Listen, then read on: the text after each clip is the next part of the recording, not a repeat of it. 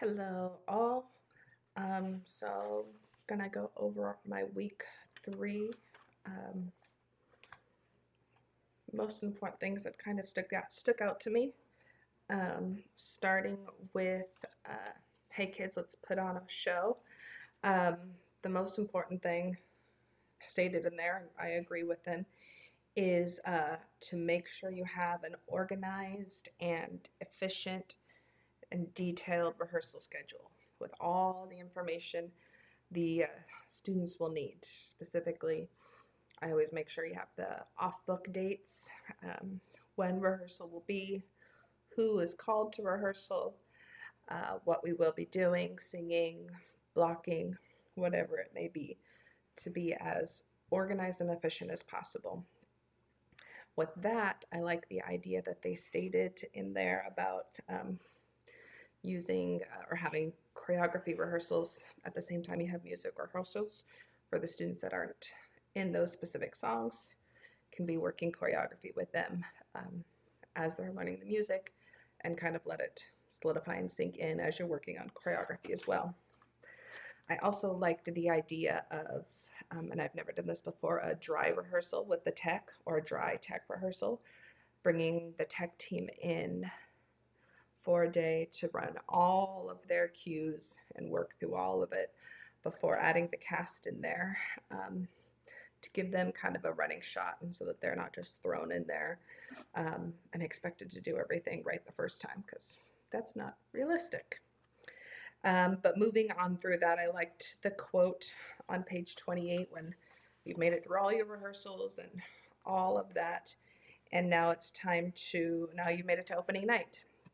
And I like what it states at the bottom of page 28, to make sure to reinforce the notion that their job is to give the audience the show they worked on in rehearsal.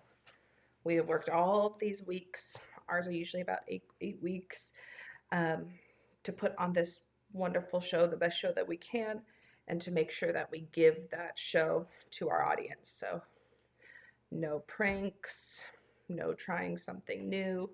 What we rehearsed, show our audience, deliver that show to our audience, because all of that has come to this wonderful show that we've put together. I specifically work with high school age kids. So what was that, chapter 5 in here, when it talks about the different age groups and the high schoolers, keeping high schoolers focused and moving towards the final product. In high school, you have varying levels of interests, of commitment, of experience. So keeping all these different types of people with different ideas organized and managed towards that one goal, putting on a great show.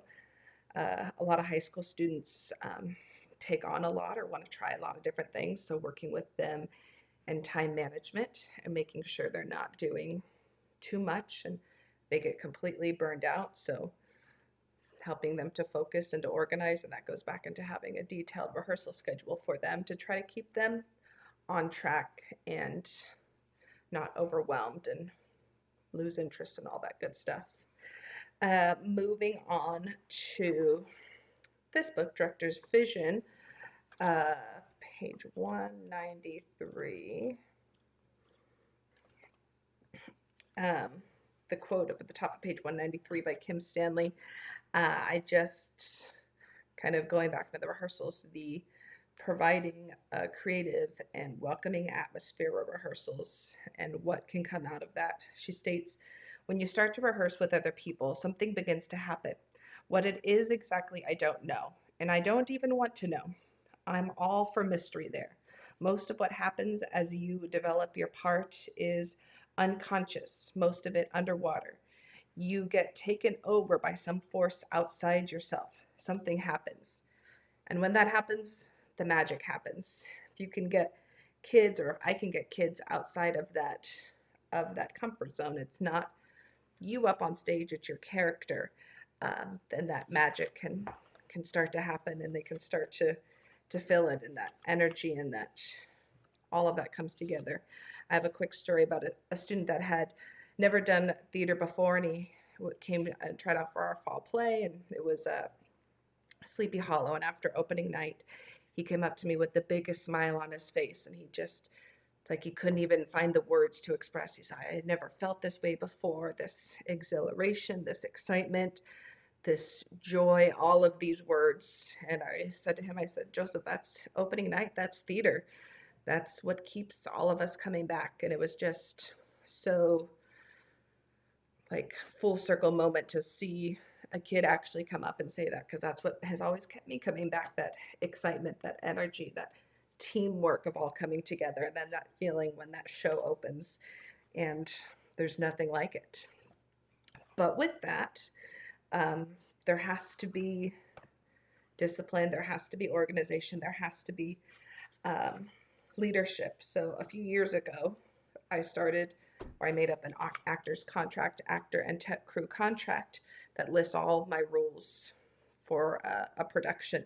And the students have to initial next to them and sign it and turn it back in. And it pretty much has all the same rules that are on page 196 under the sample rehearsal rules. But it just helps to keep kids accountable. And if something does happen, you can pull out that sheet and say, here's the rule, here's your signature, and then move forward from there and what might need to happen. But similar to the number one here on the sample rules is also my number one, which is be on time, promptness. I learned early on the saying that if you are early, you are on time. If you are on time, you are late. So I start rehearsals right at 3:30, and if they're not there, they are late. And usually have a discussion if that happens too many times, but we got to keep moving. As it says numerous times in here, our rehearsal time is precious and it's usually minimal. So we have to take advantage of that, and we have to use it all to our fullest extent that we can. So now moving on into rehearsals and working on developing characters. One thing that I liked in here was when helping students to kind of analyze characters or the show itself, is to give them some background information about what time period, dialect, things like that. And I've got another story. I did Newsies a couple years ago, and we were doing the song King of New York, and it starts out with talking about having their picture above the fold in the newspaper. And they didn't know what that meant. And that was a learning moment for me as well. I knew what it meant, and I kind of assumed, I did assume that they all knew what that meant. So we had to take a pause and talk about newspapers and what it meant, how they were folded and your picture was above, and how that was the first thing people would see, and how much more important that was. And then asking who gets newspapers, and or who knows what a newspaper is. And most of them were like, my grandma gets the newspaper. But so it was just it's kind of a learning experience for me, that just because I think that they should know it doesn't mean that they do.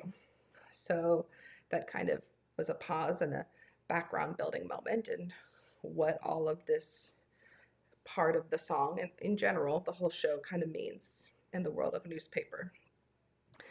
All these chapters had a lot of information, so I'm trying to go quickly, but I know my time is running over. I also like the little section on the 5 W's and H questions when analyzing characters. Who's your character? What are they about? Where are they at?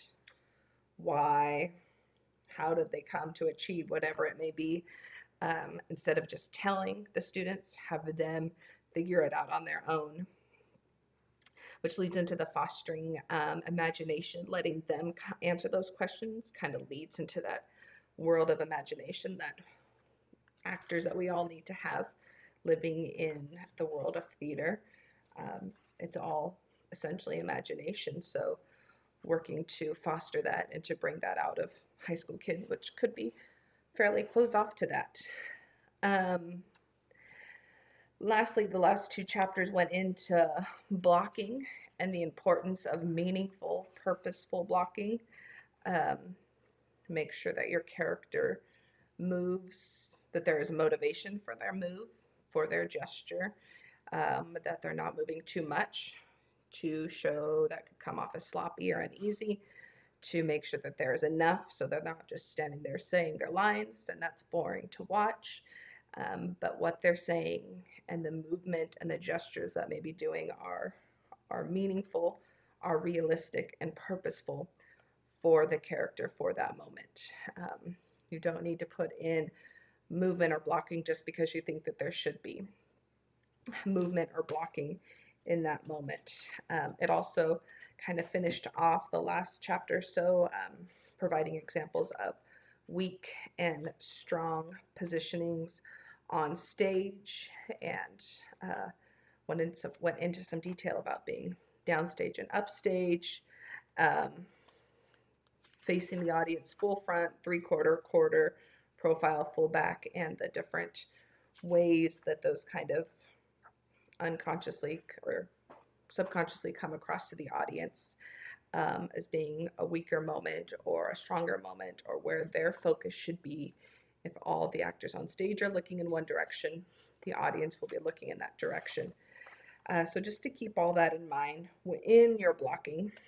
There's always a lot to take in as you're working through a show, and blocking and pre-blocking and all of that. But in the end, hopefully all comes together. Um, but yeah, that's kind of really quickly my week 3 recap. Thank you.